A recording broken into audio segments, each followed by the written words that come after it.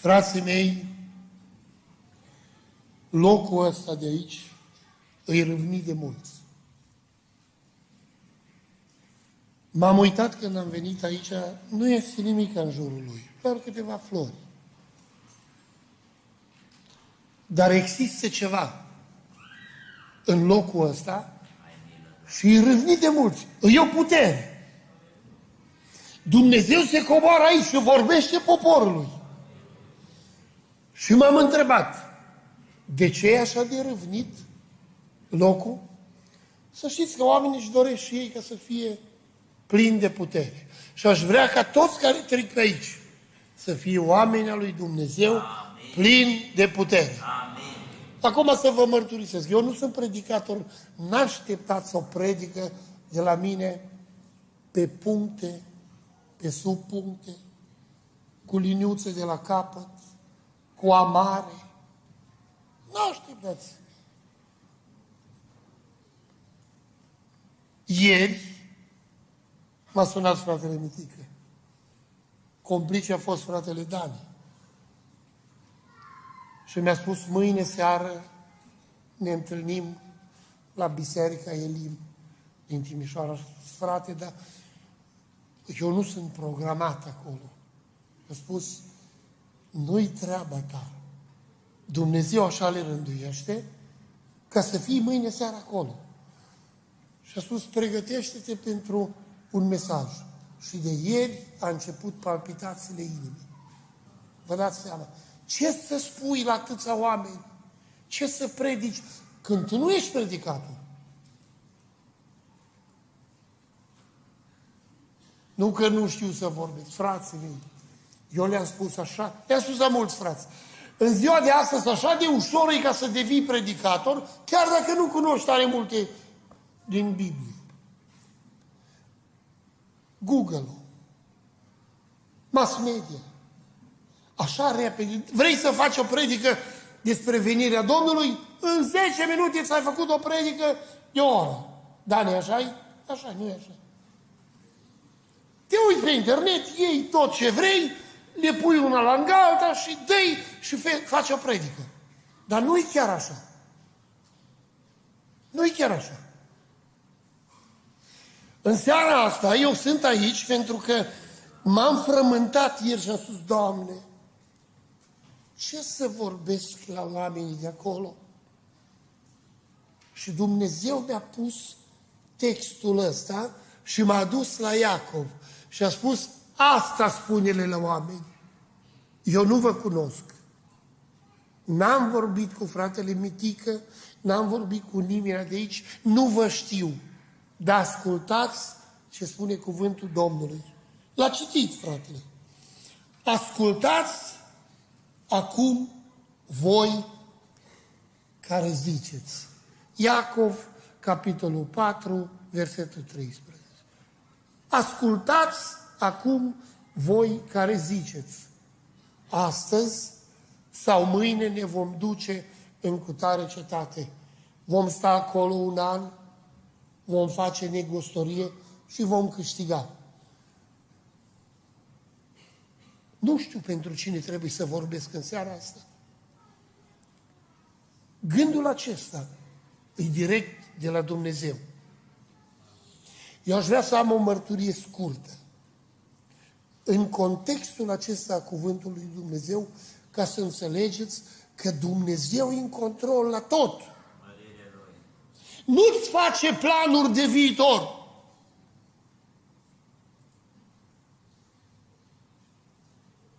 Nu spune că vom merge. Vom face, vom câștiga și apoi ne vom întoarce.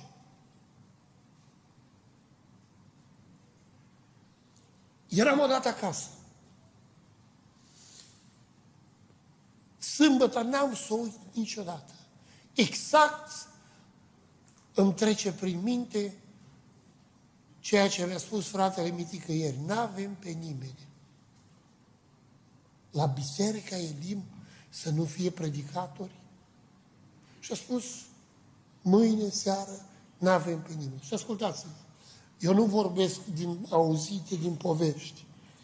Eu vorbesc lucruri trăite de mine. Eram acasă sâmbătă seara, după masă, așa. Și m-a sunat la telefon un frate.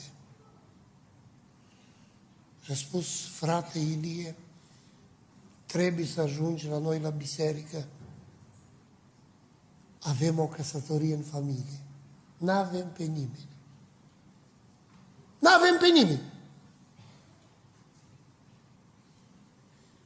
Lucram acasă, eram cu niște oameni, vă spun adevărul, făceam un gard.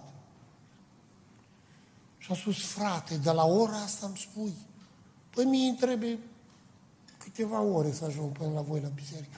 Frate, eu îți spun din partea Domnului. Și atât, am închis telefonul.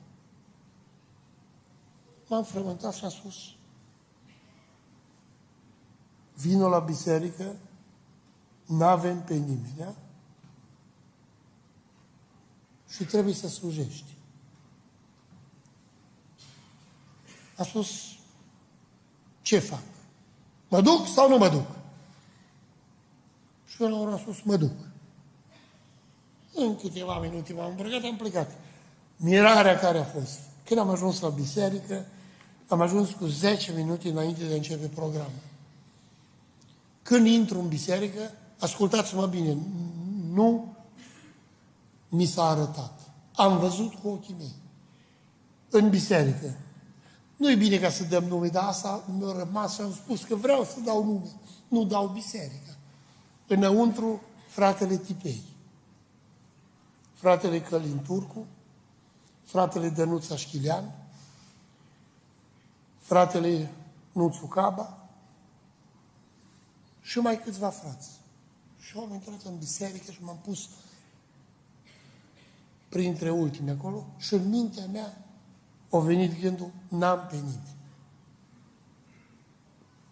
Cum n-am pe nimeni? În sfârșit, am slujit, am cântat o cântare sau două, nu mai știu.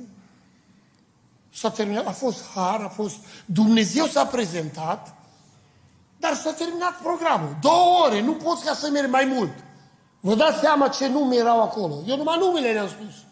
Da, păi să mai pui predică de 40 minute. Da, și nu era nimeni. S-a terminat programul. Și a venit fratele la mine și a spus, nu pleci acasă. De aici plecăm la restaurant și începe programul. N-am înțeles nimic. În mintea mea se învârtea, n-am pe nimeni. Nu vă faceți planuri. Așa spune aici cuvântul. Ascultați acum, voi care ziceți. Nu vă faceți planuri. Și ne-am dus la restaurant. La biserică erau 150-200 de oameni. Când am ajuns la acest restaurant, m-am speriat. Vreo 700. Mare restaurantul. Era acolo și fratele s-a apropiat de mine și a spus, acum vreau să-ți spun ce mi-a spus Domnul aseară. Înainte de a mă culca, Domnul mi-a spus, n-a fost vis. Domnul mi-a spus, ca să te sun, că aici începe azi programul. Și a spus, dar ce facem aici? Aici e masă. Noi mereu stăm la masă. Și a spus, nu, aici începe programul. Nu știu. Zice, Domnul așa mi-a spus. M-am uitat. Între timp au intrat în sală fratele păstor Nicu Bârsan din America, din Detroit. Nu, iar nu-i pe nimeni, n-avem pe nimeni. Fratele Iacoban au intrat înăuntru. N-am mai înțeles nimic. Dar a spus fratele, aici nu se va predica. Aici vom face o rugăciune și te rog frumos. Începem cântarea. Oameni buni. În sală erau cel puțin 200 de oameni interlopi. Oameni care n-aveau nimic comun cu biserica. Erau în sală, veniți la nuntă. Și când a început cântarea, Eram fratele Valer, nu mai e printre noi fratele Valer Bogdan. A spus, Valer, ia-ți snaiul și hai aici să cântăm. Și am mai eram câțiva frați, hai să începem să cântăm. Eu nu știu ce va fi, dar va fi ceva. Că așa a spus fratele. Când am început să cântăm, am văzut că de la o masă, 2 scaune s-au dus în față. De la altă masă, 3 scaune au dus. Știți cum? Așa era un platou. S-a umplut de scaune și oamenii au lăsat mâncare, au lăsat tot și a venit acolo la masă, în față. Și au stat și au început să plângă. Noi am cântat. Am cântat și la un moment dat a venit din sală unul care a spus așa, nu vrei ca să cântăm împreună cântarea? Și a spus, cum să nu? Nu era un om pocăit. Era un rebel. Dar a venit și a spus, n-ai vrea să cânți? Și a spus, ba da, eu cânt. Cânt cu oricine. N-am pretenții.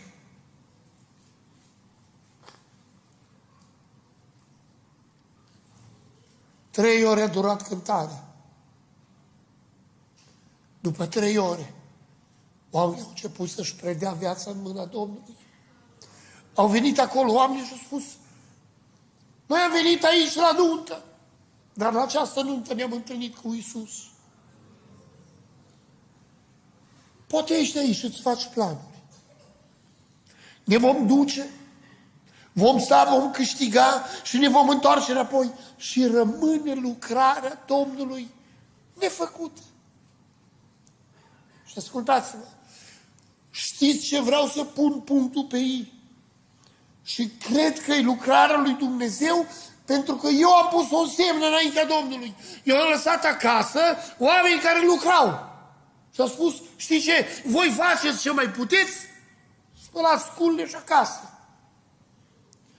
Aveam o datorie.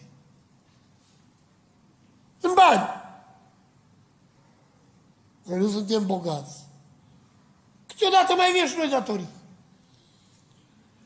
Când s-a terminat toată lucrarea de acolo, a venit fratele la mine și mi-a spus așa, trage în peco să-ți spun motorină. Și a spus, frate, eu am motorină în mașină pentru că eu nu mă duc niciodată cu rezervorul gol, că am fost gol și am rămas în pană. Și a spus, eu am motorină în mașină. Și a spus, te rog, trage în peco. Frate, am motorină, te rog frumos, înțelege-mă. Nu trebuie ca să-mi plătești nimic. Și el s-a uitat la mine și a spus încă o dată, ți-am spus să tragi mașina la pompă. Am tras mașina la pompă ca să vadă și el, că avea motorină. Și când a pus pompa, o mers câțiva litri, 10, 12 litri, până în 20. S-a uitat la mine și a spus, da, într-adevăr ai. Și n-a spus nimic. L-a chemat pe unul dinăuntru și a spus așa, du-te în birou la mine. După aia am înțeles că stația de peco era a lui. Și a venit și a spus, du-te în birou, trage, ascultați-mă cum e Dumnezeu. Ascultați-mă cum e Dumnezeu. Dumnezeu vorbește noaptea unui om, el nu știa ce probleme am eu, dar știa Dumnezeu. Și a spus, du-te în birou, în sertar, a 2-lea sau a 3-lea, trage în ușurel și acolo este un plic. Ia plicul ăla și a-l la mine. Și omul s-a dus. A dus plicul și a spus, ăsta e pentru dumneata. Și a spus, frate, dar n-am nevoie. Și el s-a uitat la mine și a spus, ascultă-mă, acum vreau să-ți spun toată lucrarea. Dumnezeu mi-a spus că tu ai nevoie de banii ăștia. Tu ai nevoie de suma asta de bani. Te rog, ia plicul, că mie mi-e frică de Dumnezeu. Mie mi-a fost mai tare frică. Am luat plicul și a spus, cui să-i dau? Și a spus, pentru tine. Frații mei, vă mărturisesc N-am mers mult în prima parcare, am tras deoparte și am spus, eu vreau ca să număr, să nu am probleme, mă oprește cineva. Și când am deschis plicul, ascultați-mă bine, exact datoria care o aveam era în plic. Cine a știut? Cine a știut că eu am o datorie? În seara asta Dumnezeu mi-a spus să vin să vă spun, nu vă faceți planuri, că veți merge, veți câștiga, veți face negustorie și veți veni înapoi și vă veți lăuda cu ce ați făcut voi. Așa scrie aici. Voi, dimpotrivă, ar trebui să ziceți,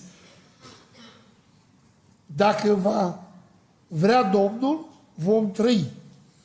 Dacă va vrea Domnul, vom trăi și vom face cu tare sau cu tare lucru. Pe când acum vă făliți cu lăudărășenile voastre. Orice laudă de felul acesta, spune apostolul aici, că este rea. La Timișoara nu sunt așa oameni. Că dacă vin de afară, din altă cetate, și fratele Mitică, păstorul bisericii, va spune, ar trebui ca să mai facem ceva. Va spune să facă alții. Eu am muncit pentru asta. Frate dirijor, poți ca să faci lucrarea asta, să mai facă alții. Eu nu vă cunosc. Dar râvnesc amvoane. În seara asta Dumnezeu îi prezent aici. V-ați rugat. Ne-am rugat și Dumnezeu îi aici ca să ne dea o lecție. Eu am spus, nu îi predică pe puncte și subpuncte, dar vreau ca să înțelegeți ce vreau ca să spun. Simplu și la subiect. Dacă te cheamă Dumnezeu să stai în biserică, ca să fii în ordine, la ordinea bisericii, afară, stai. Nu-ți fă planuri de plecare în altă cetate. Rămâi aici. Că Dumnezeu știe ca să-ți poarte de grijă. Amin? Dacă v-aș întreba pe fiecare în parte,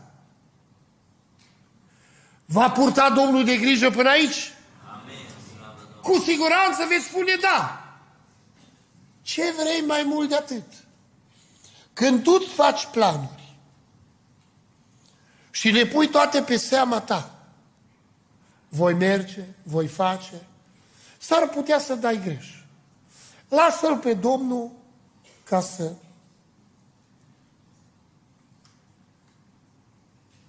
aibă grijă de tine. Și aș vrea ca Dumnezeu să ne binecuvinteze. Frații mei, eu nu știu cum să vă spun, dar când e vorba de lucrarea lui Dumnezeu, eu am dat orice. Am lăsat totul și am plecat. Și m-am dus cu drag pentru că e lucrarea lui Dumnezeu. Dar n-am ajuns împlinit. Ascultați-vă, sunt oameni care deja sunt împliniți. Îi mai chemi, frate, vii la noi la biserică, noi nu suntem atâți, suntem puțini. Vii la noi la biserică, câți sunteți? Eu cu tine. Și a uitat, zic, 2? Da, nu-i bine. Elim, 300, 500, 600. Aici e și televiziune și se înregistrează, tot se transmite live. Ne vede toți. Așa dacă vii la voi, cine mă vede? Oameni buni. Vă vede Domnul. Amen, amen. Vă vede Domnul. Țin minte că e fratele Ghiță Boboc aici. Eu mai țin legătura cu el și am spus, frate Ghiță, știu că te ocupi de oameni străzi. Am făcut câteva demolări la niște case. Am uși, am geamuri. Și le-aș duce la cineva. Și a spus Adele la noi, dar eu, zice, mă ocup cu oamenii străzi. Și a spus, nu-i bai. Le aduc la dumneata și a spus, da. Adele. Și când am trecut la vamă, m-au întrebat românii, ce ai? Uși, geamă, unde le duci? La oamenii străzi. S-au uitat la mine. Cum duci la oamenii străzi geamuri? Păi de ce? N-au voie și oamenii străzi să aibă uși, să aibă geamuri. Și a spus, dar cum faci? Și am spus așa, gândește-te că tu ești un om al străzii. Și i-am spus. Ți-ai dorit vreodată să intri pe o ușă într-o cameră? Și a spus, cum să nu? No, oamenii ăștia sunt oameni ai străzii. Ei n-au nimic. Dar îți doresc și ei ca să aibă camera lor, să intre în cameră. Și a spus, bine, ce legătură are între asta și asta? Și a spus, ascultă-mă, eu am să duc ușa așa și o pun în mijlocul străzii. Și spun, da, la cineva, vrei cameră? Da, intră partea cealaltă. Și a spus, dar va intra tot afară. Și a spus, nu-i bai, dar măcar intră pe o ușă. Și a spus, văd că cu tine n-ajung la capăt, du-te. Nu-ți face planuri. Dumnezeu are nevoie de tine. De fiecare. Și de voi, ăștia tineri care spune, bă, nu, ce să facem? Nimic. Cari o găleată cu apă. Atât, dacă trebuie. Dar aș vrea ca să înțelegeți. Nu vă faceți planuri. Și doi. Și cu asta închei. Uitați-vă versetul, eu l-am numit verset de aur. Ăsta pentru seara asta. Știu că îl cunoașteți. Aș vrea ca să-l puneți acolo pe monitor. Ultimul verset care a fost citit, versetul 17. Deci cine știe să facă bine. Citim toți. Hai să vedem. Pentru toți, tot așa scrie. Pentru toți. Dacă cine știe să facă bine și nu face,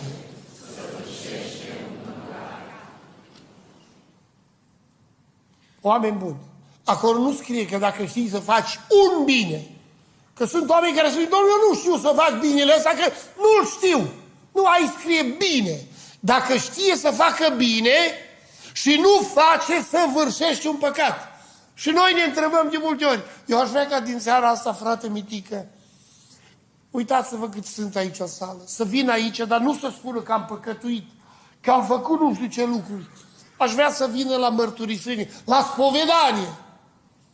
Și să spună, frate Mitică, eu sunt cel mai păcătos. De atâtea ori a trecut binele pe lângă mine și nu l-am făcut. Că n-am vrut. Am avut ficatul umflat așa un pic și am spus, eu să-l ajut pe ăla. În seara asta ești aici. Domnul te așteaptă.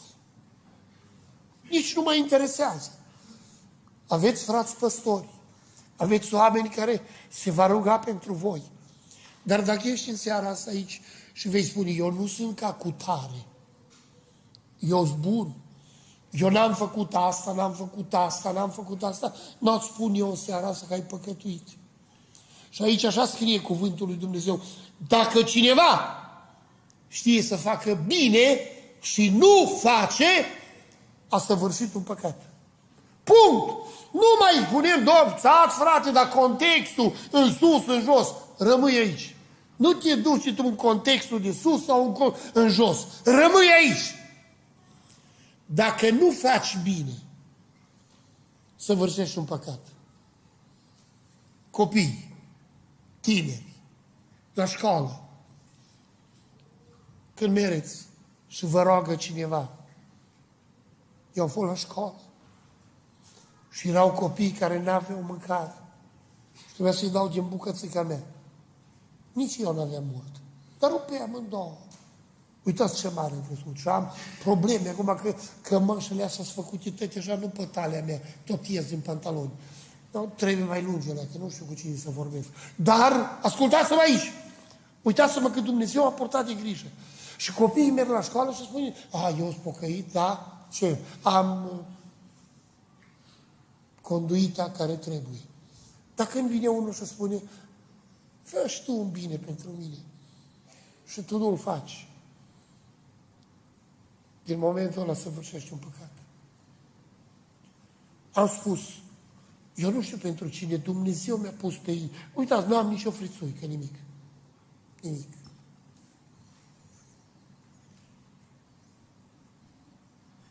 Psalmul 102, cu versetul 3. Hai, ajutați-mă un pic. Psalmul 102, cu versetul 3. Să vedem ce spune. Dumnezeu niciodată nu-și lasă bajocorit lucrarea. Puteți spune pe monitor?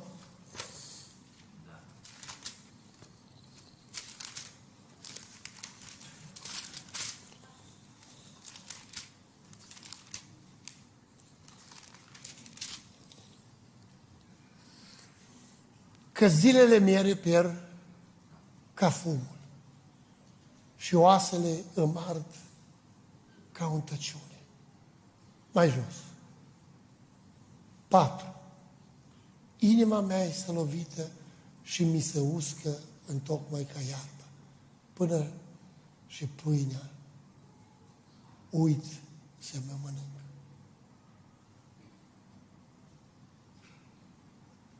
Vin zile când o să-ți pară rău că ai putut să faci un bine și nu l-ai făcut.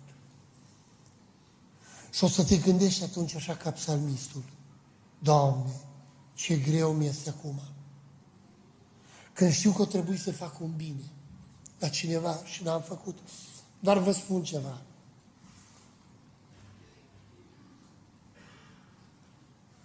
Toți râvnesc la lucrurile astea înalte de aici.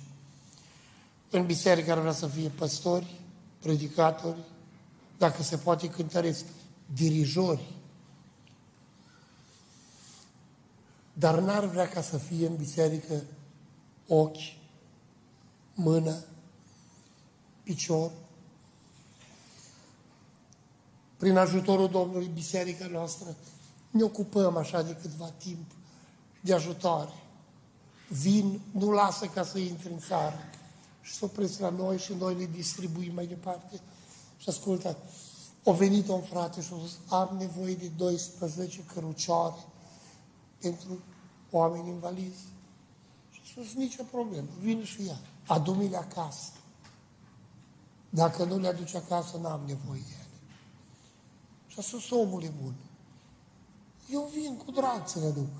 Dar n-ar fi mai ușor pentru tine ca să ai răsplata maximă. Vine ei și tu le duci. O să că mai bine ar fi ca să vii tu. Eu atunci așteaptă.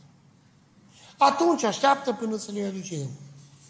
O trecut o săptămână, o trecut 2 și eu l-am sunat. Mai vii să le iei? O să că nu mai trebuie, așa nu-mi trebuie. Așa nu-mi trebuie, domnule. Și asta dacă nu-ți trebuie, stai liniștit, o să meargă în altă parte. Sunt oameni atât de comozi încât ei ar vrea ca să facă ceva, dar să nu-i costă nimic. Dom'le, nu mă costă nimic. Ce?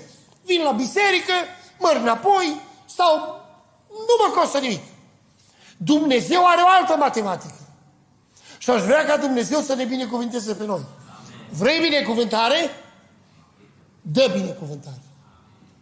Vrei ca Dumnezeu să te ajute? Ajută. Vrei ca Dumnezeu să-ți dea propășire în tot ce faci? Stai în casa lui Dumnezeu. Amin? Amin. Când vor fi toate lucrurile astea făcute, să știți că Dumnezeu este Cel care vă poartă de grijă. Eu închei. I-am spus la fratele Mitică. Ăsta e mesajul care mi l-a pus Domnul pe inimă, ca să vă spun, nu vă cunosc, nu știu ce frământări aveți, dar nu vă faceți planuri. Și 2, asta e o rugăminte pentru fratele Mitică și ceilalți păstori. Nu m-a mai chemat să predic. Nu sunt predicator. Vin să cânt. Nu că nu știu, v-am spus, nu că nu știu, dar sunt alții care abia așteaptă. Abia așteaptă să-i vadă toată lumea. Mă, frate, am predicat la Elim. Îți dai seama. Acum nu știu ce vor spune oamenii, că oricum se vor uita live. Eu am mai, în ghilimele, am mai dat așa îndemnuri, am mai predicat scurt, nu lung. Și am primit comentarii. Unii pro, unii contra. Dar odată, așa, mi-a dat-o un păstor, ușurel, așa, ca să o prind din mers, m-am dus într-o biserică. Și eu m-am dus cu acordionul, fratele, cu acordionul, am mers așa simpatic, am intrat, m-a împins așa până în față. Și era lângă un păstor. Și m-am pus lângă el. Și era și un prieten de-a meu. Și am stat lângă el, s-a ridicat fratele conducător și a spus, frate, să cânte o cântare. Nu eram invitat, eram întreagă să cânte o cântare. Cât m-a ridicat, am cântat o cântare, ăsta e Dumnezeu. S-a coborât harul, a început biserica să strige, mai cântă una. Dar fratele a spus una numai. Și el a spus, mai cântă, biserica s-a ridicat și a spus, mai cântă una, frate. Și eu m-am uitat la păstor așa și a spus, ce fac? Și el a dat așa din cap. Alegerea ta. Nu bine. Acum m-am gândit în mintea mea, ce ascult? Păstorul sau biserică? Și dacă erau mai mulți în sală, erau mulți, chiar că erau mulți. Am zis că mai cânt una. No, când m-am pus jos așa pe bancă, ușurel, lângă păstor, m-a bătut așa cu palma pe picior și a spus, prietene, tu de cine asculți? M-a blocat. Am vrut să-i spun de Domnul. Dar m-am zis, bă, nu mi-a zis Domnul, că au spus oamenii din sală. Și a spus, pe cine asculți? De cine asculți? Și a spus, de păstor. Câte cântări ți-a spus să cânți? Și a spus, una.